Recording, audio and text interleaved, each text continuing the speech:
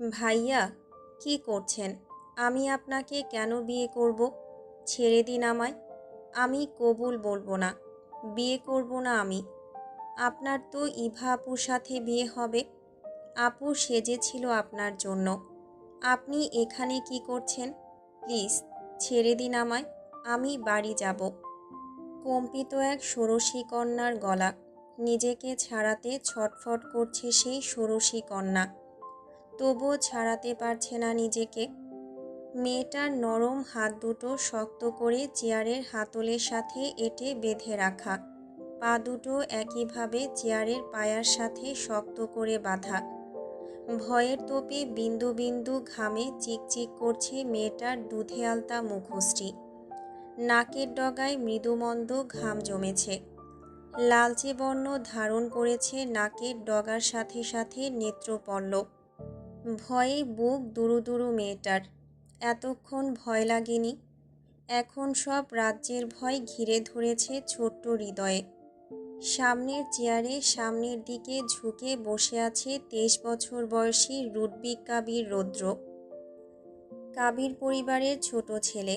রকচটা স্বভাবের বেপরোয়া ছন্নছাড়া বদমেজাজি রুক্ষ একটা ছেলে, যার কাছে কারোর পরোয়া নেই। সে এই মেয়েটার আর কি পরোয়া করবে? হাতে হুইস্কির বোতল ওর। পরপর অনেকগুলো বোতল খালি করেছে লাস্ট 2 ঘন্টা ধরে। মেয়েটার ভয়ার্ত চিৎকারে বিরক্ত হয়ে নেশালো কণ্ঠে বজ্র ধমক দিল রৌদ্র। চুপ, একদম চুপ। আমার উপর উঁচুস্বর পছন্দ নয় আমার। চুপচাপ যা বলছি তাই করবি, তাহলেই ছেড়ে দেব। এই সাদা ভাল্লুকটা তোকে যা বলতে বলছে তাই বল। ঝটপট বল, ফাস্ট। শেষের কথাটা কণ্ঠ চিপে দাঁত পিষে বলল। ভয়ে শুষ্ক ঢোক গিলল সামনের জুব্বা পরিহিত দাড়িওয়ালা মৌলবি লোকটা। চোখে মুখে তার বীভৎস আতঙ্ক। কপালে তারও ঘাম জমেছে। গলা শুকিয়ে আসছে এই ছেলের ক্ষুব্ধ ভাবমূর্তি দেখে। তিনি ঢোক গিলে কপালের ঘাম মুছলেন। মাথার টুপিটা খুলে পকেটে ঢোকালেন। কম্পিত হাতের কলমটা কাগজে বসিয়ে থেমে থেমে আবার বললেন গুটিয়ে যাওয়া মেয়েটার উদ্দেশ্যে, তোমার তোমার নামটা আরেকবার বলো মা। মেয়েটা ফুঁপিয়ে কেঁদে উঠল এবার। হাত পা ছোড়াছুড়ি করার চেষ্টা করে চেঁচিয়ে উঠল, বলবো না আমি, কিছুতেই বলবো না। বিয়ে করব না। ছেড়ে দিন আমায়। আমার ব্যথা লাগছে হাতে। ভাইয়া, প্লিজ ছেড়ে দিন। বাড়ি যাব আমি। আমার দাদুমণি। হাতের হুইস্কির বোতলটা নোংরা ধুলোবালি জমা মেঝেতে ছুঁড়ে মারল রৌদ্র। মুহূর্তেই চূর্ণ বিচূর্ণ হয়ে চারদিকে ছড়িয়ে পড়ল কাচের টুকরো। চমকে সিটিয়ে গেল মেয়েটা। শ্বাস আটকে নিয়ে চুপ হয়ে গেল ধক করে। রৌদ্র হুঙ্কার ছাড়ল, শাটা প্রাবিশ। যদি আর একবার এসব ফ্যাচ ফ্যাচ করিস না, তাহলে মুখ ভেঙে দেব তোর। তোকে তুলে এনেছি আমি, এত সহজে ছাড়ার জন্য নয়। আগে আমার কাজ হবে, তারপর ছাড়ব তোকে। তোকে ছাড়ব তবে কাবির পরিবারে নিয়ে গিয়ে। বউ হবি তুই কাবির পরিবারের। রুডবিক কাবির রৌদ্রের বউ, বুঝলি? কাবির পরিবারের বেপরোয়া ছেলের বউ হবি তুই। এই বেপরোয়া ছেলেকে নাকি কেউ বিয়ে করবে না বলেছে আমার বাপ। তাই তুই রাস্কেলটা ভেগেছে। বাস্টার্ড গাল। ওকে তো পরে দেখে নেব। ছাড়ব না আমি ওকে। আর এখন তোকে ছাড়ব না। চুপচাপ বল, বল নাম কি তোর? মেয়েটা চুপসে গেছে। কান্না চেপে রাখতে না পেরে ফিকরে উঠল ঠোঁট ভেঙে। মৌলবি লোকটা ফের ভয়ে ভয়ে নরম কণ্ঠে শুধালেন, বলো মা, নামটা বলো, নয়তো তোমার সাথে সাথে এই ছেলে আমাকেও ছাড়বে না। ভয়ার্ত মেয়েটা ঠোঁট উল্টে ছলো ছলো চোখে তাকায়। মৌলবি লোকটার চোখেও অসহায়ত্ব। তাকে তুলে আনা হয়েছে এখানে। ভয় দেখিয়ে জোরপূর্বক এখানে বিয়ের ব্যবস্থা করতে বলা হয়েছে। রৌদ্রের 2 বন্ধু রোহান আর সৌভিক রৌদ্রের কথায় এনাকে এখানে তুলে এনেছে। মাগরিবের পর মসজিদ থেকে সবে বেরিয়েছিলেন তিনি। অমনি দুটোই পাজা কোলে করে এনাকে গাড়িতে উঠিয়ে নিয়ে এসেছে এখানে। প্রাণ ভয়ে ভীত তিনি। রৌদ্রের অবস্থা দেখে আরও বেশি কুঁকড়ে গেছেন। এসে থেকেই মেয়েটাকে চেঁচিয়ে গলা ফাটাতে দেখছেন। হাত পা বাঁধা ছোট্ট মেয়েটার। মেয়েটাকে দেখেই বয়স আন্দাজ করা যায়। ফুটফুটে সুন্দর চেহারার গঠন, যে গঠনে আতঙ্ক স্পষ্ট। মায়া লাগে মৌলবি লোকটার, কিন্তু তার হাত বাঁধা উজ্জ বাঁধনে কিচ্ছু করার নেই। রৌদ্রর ক্ষিপ্ত অবস্থা দেখে গলা শুকিয়ে আসছে। নেশার ঘোরে টলছে রৌদ্র, চোখ বিভৎস লাল, ভেজা বোধহয়, চোয়াল শক্ত মাত্রাতিরিক্ত। শ্যামলা চেহারা আরও বেশি তামাটে হয়ে গেছে। ক্ষোভের দরুন ফুলে উঠেছে কপালের শিরা উপশিরা। পাশ থেকে আরও একটা হুইস্কির বোতল তুলে নিল রৌদ্র। ছিপি খুলে চুমুক বসালো বোতলের মুখে। তপ্ত চোখ নিভে আসছে। বহুত নেশা করেছে আজ। বেহিসেবি অ্যালকোহল পেটে পড়লে নেশা হওয়ারই কথা। বরবেশ রৌদ্রর শরীরে। আজ তার বিয়ে ছিল। পরের চুমুকে ঢকঢকে অর্ধ বোতল খালি করল সে। এক মুহূর্ত অপেক্ষা হলো না। চোয়ালের হাতলে শক্ত বাড়ি মেরে ভাঙল কাচের বোতলটা। ভয়ে আতঙ্কে চোখ মুখ খিচে চেঁচিয়ে উঠল ষোড়শী কন্যা। এক টুকরো কাচ ছুটে গিয়ে গেড়ে বসল কপালের পাশে ডান ভ্রুর উপর। নিমিষেই ফিনকি দিয়ে রক্ত গলিয়ে বেরোলো। আশূচক আর্তনাদে বাঁধা হাত পা খিচে কুকিয়ে উঠল মেয়েটা। রৌদ্র ভ্রুক্ষেপ দেখালো না। তেড়ে গিয়ে ভাঙা কাচের বোতলটা চেপে ধরল মৌলবি লোকটার গলার নিকট। অন্য হাতে ঘাড় চেপে ধরল লোকটার। তরতর করে কেঁপে উঠলেন লোকটা।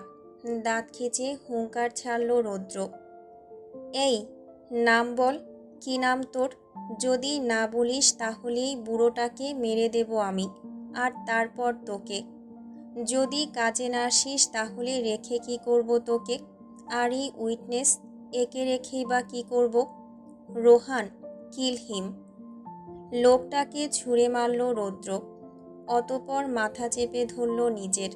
ভয়ে আতঙ্কে ছোট্ট মেয়েটা ডুকরে উঠল ব্যথা নিয়ে।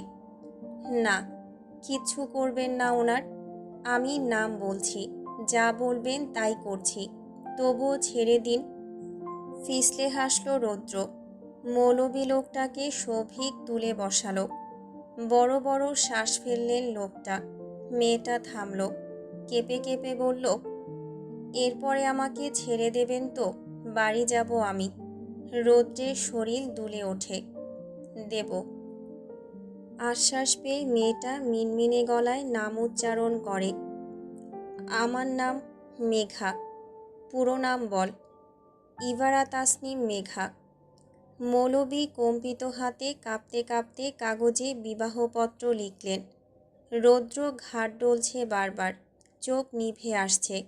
সব তালগোল পাকিয়ে যাচ্ছে নেশার প্রভাব বিস্তার হতে। রোহান একবার আর চোখে তাকালো সৌভিকের দিকে। রৌদ্র আজ প্রচুর অ্যালকোহল খেয়েছে। ওরা বারণ করতেও সাহস পায়নি। কারণ আজ এখানে যা হচ্ছে সবটার পেছনে ওরাই দায়ী। ওদের দেওয়া তাড়নার জন্য রৌদ্রের বেপরোয়াপনা বেড়েছে আজ। এই পুচকে মেয়েটাকে তুলে এনে বিয়ের জন্য ফোর্স করছে রুডবিক কাবির রৌদ্র। সবটাই সৌভিকার রোহানের দেওয়া উটকো ডিয়ারের ফলে। সব পরিস্থিতি বিগড়ে গেছে, আর সামলানো সম্ভব নয়। রৌদ্রকে থামানো সম্ভব নয় এই মুহূর্তে। থামানো গেলে এই অবধি জল গড়াতো না। ভ্রু নাচালো সৌভিক। নেশার টাল সামলাতে না পেরে পিছনের দিকে পিছিয়ে ধপ করে মেঝেতে পড়ে গেল রৌদ্র। অমনি ধক করে উঠে ছুটে গেল দুই বন্ধু। রোহান বিচলিত হয়ে বলল, Rudi bro, are you okay? Roudro ঝটকা মেরে দূরে সরালো রোহানকে। Don't touch me. দূরে সর। ওই সাদা বেয়ারটাকে ফাস্ট হাত চালাতে বল, সময় নেই আমার হাতে। মৌলবি কেঁপে কেঁপে দ্রুত হাত চালালেন। মেঘা কাঁপছে তিরতির করে। কপালের কাছটায় চিনচিনে ব্যথা অনুভূত হচ্ছে। রক্ত গড়িয়ে পড়েছে চোখের কার্নিশ বেয়ে। চোখে ঝাপসা দেখছে মেয়েটা। রৌদ্রকে এই মুহূর্তে খ্যাপাটে কোনো পাগলের থেকে কম কিছু লাগছে না। মেঘা কোথায় ওকে ভালো ভেবে ভাব জমাতে গেল, আর এই উগ্র লোকটা এখানে তুলে আনলো ওকে। ঠোঁট কামড়ে ফিকরে ফিকরে উঠছে মেঘা, বাঁধা হাত কসলাচ্ছে। মৌলবি লোকটা একটু থেমে বললেন, কাবিননামায় দেনমোহর উল্লেখ করতে হয়। কত উল্লেখ করব বাবা? রৌদ্র বুঝল না নেশার ঘোরে, অস্পষ্টে বলল, দেনমোহর কি? এটা স্ত্রীর সম্মানসূচক অধিকার। বিয়েতে দেনমোহর দিতে হয়। কত দিতে হয়? সামর্থ্য অনুযায়ী দিতে হয়। মদ গেলার টাকা পাই না আবার আমার সামর্থ্য। বলেই শেরওয়ানির পকেটে হাত ঢোকালো। পকেট ফাঁকা, কিছুই নেই ওর কাছে। দুলতে দুলতে মাথা ঝাঁকায় রৌদ্র। সামন পকেটের পাশে একটা ফ্লাওয়ার পিন লাগানো, স্বর্ণের তাক। ছেলেদের স্বর্ণ পরতে নেই, তাই রৌদ্রের মা এটা শেরওয়ানিতে লাগিয়ে দিয়েছেন। রৌদ্র হ্যাচকা টানে সেটা খুলল, বাড়িয়ে দিয়ে বলল, এটা দিয়ে দিন। শেষমেশ দুজনের সাক্ষ্য নিয়ে কাগজে কলমে কাবিননামায় বিয়ের স্বাক্ষরিত হলো। দুটো সাইন হওয়ার পরপর মৌলবি লোকটা প্রাণভয়ে পালালেন সবটা শেষ করে। রৌদ্র ইশারা করতেই মেঘার হাতের বাঁধন খুলে দিল সৌভিক। অমনি প্রাণ ফিরে পেল মেঘা, উঠে দাঁড়ালো। রৌদ্রকে নিজের দিকে টলতে টলতে এগোতে দেখে কয়েক কদম পেছালো মেয়েটা। ছাড়া পেয়েছে এবার। কয়েক ধাপ পিছিয়ে পথ ফাঁকা পেয়ে দ্রুত পিছু ফিরে ছুটতে উদ্যত হলো ষোড়শী কন্যা। অমনি হ্যাচকা টান পড়ল মাথার লম্বা হাঁটু সমান বিনুনিটায়। থমকে গেল ছটফটে উদ্যত পা যুগল। ব্যথায় কুকড়ে উঠল মেঘা। রৌদ্র বিনুনিটা হাতে পেঁচিয়ে ঝটকা মেরে মেঘার ছোট্ট দেহটাকে টান মেরে এনে ফেলল নিজের বুকের উপর। ছোট্ট ষোড়শী কন্যার চুলের মুঠি শক্ত করে চেপে ধরল। চোখ মুখ খিচে হাত ছুঁড়ে কুকিয়ে উঠল মেঘা। রৌদ্র নিভু চোখে মেয়েটার ব্যথাতুর মুখ পানে তাকিয়ে দাঁত কিরমিরিয়ে হিসিয়ে বলে, কোথায় পালাচ্ছিস স্টুপিড গাল? ভাইয়া ছেড়ে দিন প্লিজ, লাগছে আমার। আপনি বলেছিলেন আপনি আমাকে বাড়িতে যেতে দেবেন। দেব তো, তবে সেটা কাবির ম্যানশনে। এখন আমার সাথে যাবি তুই, আমার সাথে চল। আমার বাড়িতে আমাকে বাঁধার জন্য বউ প্রয়োজন, হয়েছিস তুই আমার বউ। এই তো তুই আমাকে বিয়ে করলি, এবার চল। আমার বাপকে গিয়ে তোর সাথে পরিচয় করিয়ে দেই। দেখাই তার রিকলেস ছেলেকে কেউ একজন বিয়ে করেছে। একটা ভেগেছে তো কি হয়েছে, আর একটা তো জুটেছে। তুই জুটেছিস, নিজে এসেছিস আমার কাছে, আর ছাড়ছি না তোকে। Let's go wifey. চুলের মুঠি ছেড়ে হাত ধরে টানতে গেলে ঝাড়া মেরে রৌদ্রের হাত ছাড়ালো মেঘা। সর্বশক্তি দিয়ে গলা চিরে চিৎকার করল এই পর্যায়ে, ইউ বিস্ট, যাব না আমি আপনার সাথে। আপনি খুব খারাপ। আমি বাড়ি যাব। আমার দাদুমণি অসুস্থ, চিন্তা করবে আমার জন্য। যেতে দিন আমায়। রৌদ্র তেতে ওঠে, ঘাড় ডলে আবারও। ঘাড় ঝুঁকিয়ে এবার চেপে ধরে মেয়েটার নরম চোয়াল। রিজেকশন আমাকে? I hate it. I hate rejection. চোয়াল ছাড়তেই মেঘা কিরমিরে ওঠে ক্ষোভের বশে। এতক্ষণের তৈরি করে জমানো ভয় এক ঝটকায় উপড়ে ফেলে, খিচে ফেলে চোখ মুখ। ঝাপসা চোখে জ্বলন্ত আগুনের ঝিলিক বয়ে যায়। রৌদ্রের লম্বাটে চেহারার তুলনায় ওর ছোট্ট চেহারাখানা নগণ্য। মেঘার শূন্য মস্তিষ্কে দুই হাতে শেরওয়ানির কলার টেনে ধরল রৌদ্রের। বৃদ্ধাঙ্গুলে ভর করে শরীর উঁচিয়ে আকস্মিক দাঁত চেপে ধরল রৌদ্রের গলার নিকট। দাঁত বসিয়ে সর্বশক্তি নিয়োগ দিল সেখানটায়। নেশায় টাল রৌদ্র চোখ খিসল।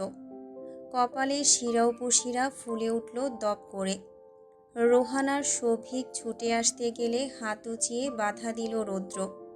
নিজেই কিরমিরিয়ে ঝটকা মেরে ছিটকে ফেলল মেয়েটাকে। দুই কদম পেছাতেই শোভিক সামলে নিল মেঘাকে। রৌদ্র গলায় হাত বসায়।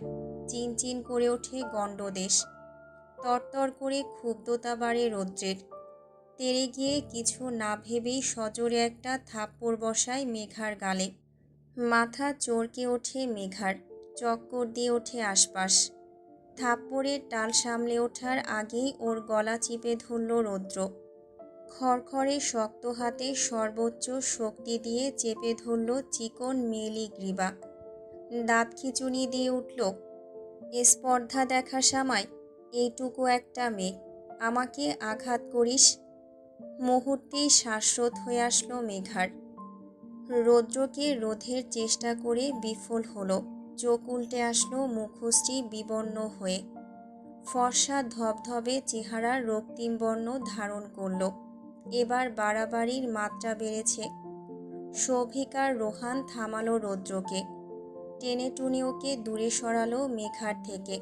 সব রাগ ক্ষুব্ধতা এই মেয়েটার উপর নিংড়ে ঝাড়ছে রৌদ্র। মেঘা কাঁপছে। ছাড়া পেতেই জোরে জোরে শ্বাস নিতে লাগলো। হিসহিসে উঠল রৌদ্র। আবার তেড়ে আসতে চাইল। ওকে ধরে বেঁধে আটকালো শোভিক। আরে ভাই, পাগল হয়ে গেছিস তুই? অনেক হয়েছে। এই মেয়েটার উপর উঠে পড়ে লেগেছিস কেন তুই? অন্যের ঘরের মেয়ে, চিনিস না জানিস না, ফোর্স করে যা করেছিস এনাফ হয়েছে। রাগের মাথায় ভুলভাল কিছু করতে যাস না। এক্ষুনি যদি কিছু হয়ে যেত তোর। মেঘার শরীর অবশ হয়ে আসে। থাপ্পড়ের পর 5 আঙ্গুলের স্পষ্ট দাগ পড়েছে ফর্সা গালে। উন্মুক্ত গলায় কালচে আঙুলের ছাপ। উল্টানো চোখজোড়া স্বাভাবিক হওয়ার আগেই ধীরে ধীরে নিভে আসে ওর। রুদ্ধ শ্বাস জোরালো হয়ে আসে। বুকে আটকায় নিঃশ্বাস। শোভিক ওকে ধরে রাখার মাঝেই টলে পড়ল মেয়েটা। লুটিয়ে পড়ল শোভিকের হাত ছাড়িয়ে। লুটিয়ে পড়ে সম্পূর্ণ জ্ঞান খোয়ানোর আগে বিড়বিড় করল, ভাইয়া। রাত 10টা। বিলাসবহুল কাবির ম্যানশন। পুরো বাড়ি নানান ফেরি লাইটের আলোয় ঝকঝক করছিল সন্ধ্যা পর্যন্ত। বউবরণ ছিল আজ। এখন দপ করে নিভে গেছে সব আলো। অন্ধকার নেমে এসেছে অফ হোয়াইট রঙের দেয়ালগুলোতে। বাড়ির ভেতরটা গুমোট। স্তব্ধতার রেশ পুরো বাড়িতে। ড্রয়িং রুমে চুপচাপ বসে আছেন বাড়ির সকলে। তোফায়েল কাবির, তৌসিফ কাবির 2 ভাই পাশাপাশি মুখ ভার করে বসে। মুখ বিভৎস নিরেট উভয়ের। ক্ষুব্ধতা স্পষ্ট তোফায়েল কাবিরের চেহারায়। মাথায় আগুন জ্বলছে এখনও। রুবিনা কাবির জড়সড় হয়ে দাঁড়িয়ে আছেন স্বামীর পেছনে। মুখ খোলার মতো ক্ষীণ সাহসটুকু কুলাচ্ছে না ভদ্র মহিলার। তোফায়েল কাবির বরাবর গম্ভীর তপ্ত মেজাজি। রাগেন না তেমন, তবে রেগে গেলে সহজে দমেন না। সিঁড়ির নিচে বড় একটা লাগেজ। রুবিনা কাবির সেটার দিকে এক পলক তাকালেন। দৃষ্টি ফিরিয়ে সাহস জুগিয়ে নিভু স্বরে মুখ খুললেন ধৈর্য হারিয়ে, শুনুন না, দেখুন, একটু মাথা ঠান্ডা করুন। এভাবে রাগের মাথায় সিদ্ধান্ত নেবেন না। শান্ত হন আগে। ছেলেটার খোঁজ নিন একটু। রাগের মাথায়ও নিজেও বেরিয়ে গেছে। যদি ভুলভাল কিছু। চুপ করো, কচি খোকা নয় তোমার ছেলে। ভুলভাল করার মতো কি করবে পেট পুড়ে নেশা করা ছাড়া? আর তুমি শান্ত হতে বলছো আমায়? শান্ত হব? আর কত? অনেক হয়েছে। অনেক সহ্য করেছি বেপরোয়া ছেলের বেপরোয়াপনা। আমাদের স্ট্যাটাস মান সম্মান সব খোয়া গেছে তোমার ওই ছেলের জন্য। যেইটুকু বাকি ছিল আজ সেইটুকু জলে ভাসিয়ে দিয়েছে ওই ছেলে।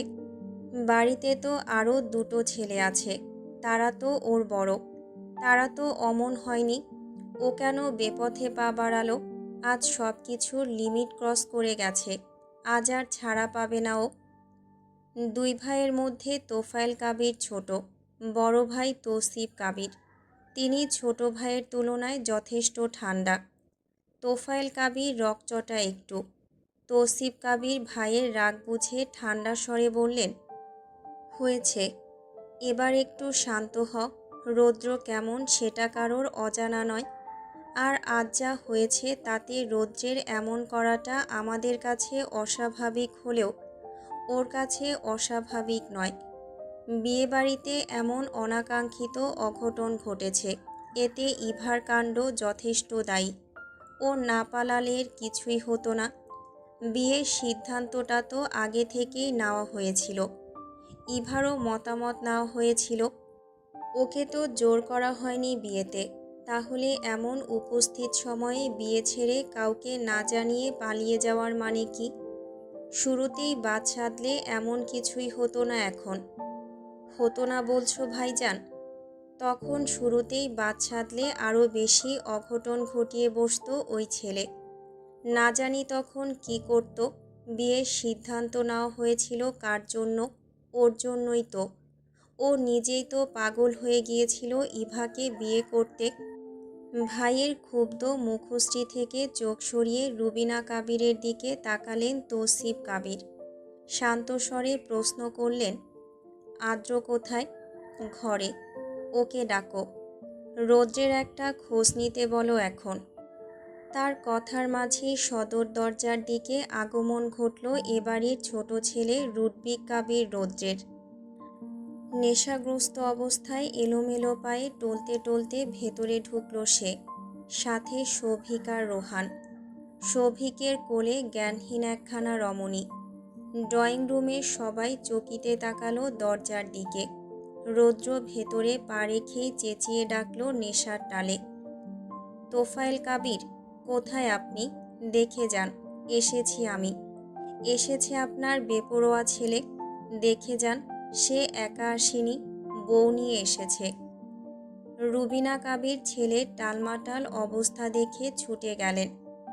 রৌদ্র, বাবা, এসেছিস তুই? এ কি অবস্থা করেছিস নিজের? ও মম, আমার এই অবস্থা আজ প্রথম দেখছো নাকি? ডাকো তোমার স্বামীকে, তিনি দেখুক এসে। আমি বিয়ে করেছি, বউ এনেছি। আমাকে নাকি কেউ বিয়ে করবে না? এই দেখো, এই মেয়েটা বিয়ে করেছে আমায়। কোথায় তোমার স্বামী? বলতে বলতে তোফায়েল কাবিরের দিকে চোখ ফেলল রৌদ্র। হাসল। মাকে ছাড়িয়ে 2 কদম এগিয়ে বলল, এই তো, এই দেখুন মিস্টার তোফায়েল কাবির, আপনার বৌমা এসেছে। এই বাড়ির ছোট বউ এসেছে, ওয়েলকাম করুন ওকে। এবার সবাই তাকালো সৌভিকের কোলে নেতিয়ে পড়া মেয়েটার দিকে। অমনি বৃহৎ হয়ে আসলো সবার চাহনি। উঠে দাঁড়ালেন 2 ভাই। তরতরে মেজাজ আরও বেশি বিগড়ে গেল তোফায়েল কাবিরের। উচ্চস্বরে ধমকে উঠলেন তিনি, অসভ্য ছেলে, মদ খেয়ে মাতলামো করছো বাপের সামনে। কে এই মেয়েটা? কাকে তুলে এনেছো তুমি? ও অন্য কোনো মেয়ে নয়, ওই আমার বউ। তুলে আনিনি, বিয়ে করে এনেছি ওকে। বাজ পড়ল কাবির পরিবারের বেপরোয়া ছেলের কথায়। বাড়ির অন্য 2 ছেলে আদ্র আর শুভ্র নিচে নামলো সিঁড়ি বেয়ে। চমকে সৌভিকের কোলের মেয়েটার দিকে তাকালো সকলে। দাঁত খিঁচুনি দিলেন তোফায়েল কাবির। হাত মুঠো করে রাগ সংবরণ করলেন। তৌসিফ কাবির বললেন খানিক রাগ প্রকাশ করে, রৌদ্র, এসব কি বলছো? মাথা ঠিক আছে তোমার? নেশার ঘোরে ভুলভাল বকছো। এই মেয়েটা? ভুলভাল বকছি না বাবাই, নেশার ঘোরে নেই আমি। নেশা হয় না আমার, আমি বিয়ে করেছি, ও আমার বউ। মুখ খিচে তেড়ে গেলেন তোফায়েল কাবির। এই ছেলে ধৈর্যের বাঁধ ভেঙে দিচ্ছে বারংবার। কোথা থেকে কোন মেয়েকে এই অবস্থায় নিয়ে এসেছে কে জানে। স্বামীকে তেড়ে আসতে দেখে ছেলের সামনে ছেলেকে আড়াল করে ঢাল হয়ে দাঁড়ালেন রুবিনা কাবির। কি করছেনটা কি? শান্ত হন, আগে শুনুন ওর কথা। সরে দাঁড়াও মম। কি করবেন উনি আমার? মারবেন? মেরেছেন তো, সবার সামনে থাপ্পড় মেরেছেন আমায়। রুডবিক কাবির রৌদ্রের গায়ে হাত তুলেছেন ইনি। আর কি বাকি আছে করার? চুপ বেয়াদব ছেলে। রুবিনা, তোমার ছেলেকে আমার ধৈর্যের পরীক্ষা নিতে বারণ করো। ওর নেশা ছোটাবো আমি। বলতে বলো কে এই মেয়েটা? কার মেয়েকে এই অবস্থায় তুলে এনেছে ও? রৌদ্র কেবলই গা দুলিয়ে হাসল। আদ্র ঠোঁট ভিজিয়ে এগিয়ে যায়, ভাইকে টেনে ধরে নিজের দিকে। রৌদ্র আর আদ্র দুই ভাই যমজ। আদ্রর পুরো নাম আদ্রিয়ান কাবির আদ্র। 23 সেকেন্ডের বড় ওরা একজন আরেকজনের থেকে। এক মায়ের গর্ভে একই সাথে জন্মালেও দুই ভাই সম্পূর্ণ ভিন্ন, একে অপরের বিপরীত। আদ্র যথেষ্ট শান্ত স্বভাবের, আর রৌদ্র অশান্ত নির্ভীক। চেহারাতেও বিন্দুমাত্র সাদৃশ্য ওদের। আদ্র রৌদ্রকে টেনে বলল, রুডি, সিরিয়াস মোমেন্টে হেয়ালি করবি না একদম। আজ যা ঘটিয়েছিস তাতে আব্বু এমনিতেই রেগে আছে, আর রাগাস না আব্বুকে। Please be serious. কে ও? ওর এই অবস্থা কেন? ওকে মেরেছি। স্টুপিড এক থাপ্পড়ে জ্ঞান হারিয়েছে। এই নাকি ও রুডবিক কাবির রৌদ্রের বউ। হাহ। আদ্র, তোমার ভাইকে দূরে সরাও আমার চোখের সামনে থেকে। আমি কিন্তু আবার ওর গায়ে হাত তুলে বসবো। কন্ট্রোললেস হতে বাধ্য করো না আমায়। ওকে এক্ষুনি বেরিয়ে যেতে বলো আমার চোখের সামনে থেকে। এই বাড়িতে ওর আর কোনো জায়গা নেই। এমন উচ্ছৃঙ্খল ছেলের কোনো জায়গা নেই আমার বাড়িতে। বাপের কথায় গলা চিপে বলল রৌদ্র। উচ্ছৃঙ্খল? আমি উচ্ছৃঙ্খল? এই উচ্ছৃঙ্খল ছেলেকেই তো শৃঙ্খলে আনতে চেয়েছিলেন। বিয়ে বিয়ে দিতে চেয়েছিলেন। বউ এনে আমাকে ঘরে বাঁধতে চেয়েছিলেন। এই নিন বউ, আপনার উচ্ছৃঙ্খল ছেলের বউ। বিয়ে করেছি আমি ওকে, জোর করে বিয়ে করেছি। শুনে রাখুন, ওকে বিয়ে করেছি আমি। তোফায়েল কাবিরের সংযত হওয়ার শক্তি কমে আসে। সৌভিকের দিকে রগরগে দৃষ্টিপাত করেন তিনি। এরাই তো এই রুখো ছেলের সঙ্গের সাথী। তোফায়েল কাবিরের অমন দৃষ্টিতে ঝট করে চোখ নামায় সৌভিক। গলা ভিজিয়ে মিনমিন করে বলে প্রশ্ন করার আগেই, রৌদ্র যা বলছে একদম ঠিক বলছে আঙ্কেল। ওই মেয়েটাকে বিয়ে করেছে। ফোঁস করে উঠলেন তোফায়েল কাবির। মুহূর্ত বিলম্ব করলেন না। সিঁড়ির নিচ থেকে লাগেজটা নিয়ে আসলেন গটগট পায়ে। প্রথমত সেটা ছুঁড়ে মারলেন সদর দরজার বাইরে। অতঃপর নেশাখোর ছেলের দিকে এগিয়ে আসলেন। রুবিনা কাবির আর আদ্রকে উপেক্ষা করে কলার ধরে হিড়হিড়িয়ে টেনে নিয়ে যেতে লাগলেন রৌদ্রকে। নেশার ভারে রৌদ্রর শক্তি দুর্বল হয়ে এসেছে। শরীরের সার নেই বিন্দু মাত্র। কেউ বাধা প্রয়োগের আগেই ছেলেকে বাড়ির বাইরে ছুঁড়ে মারলেন তিনি। গজগজিয়ে উঠল রৌদ্র। আব্বুর ওপর উদ্ধত হওয়ার ক্ষমতা থাকলেও সেই মানসিকতা নেই ওর। পারল না উদ্ধত হতে। পিছিয়ে গেল হাত মুঠো করে। হুঙ্কার ছাড়লেন তোফায়েল কাবির, আজ থেকে এই বাড়ির দরজা পুরোপুরি বন্ধ তোমার জন্য। বেরিয়ে যাও। এমন ছেলের কোনো প্রয়োজন নেই আমার। আজ থেকে আমার একটা ছেলে আর একটা মেয়ে, দুটো সন্তানের বাবা আমি। আমার আর কোনো সন্তান নেই, আর কোনো সন্তান ছিল এটা ভুলে যাব আমি। আমার কাছে আজ থেকে মৃত তুমি। ক্ষোভের বশবর্তী হয়ে মুখে যা আসলো তাই বলে ফেললেন তিনি।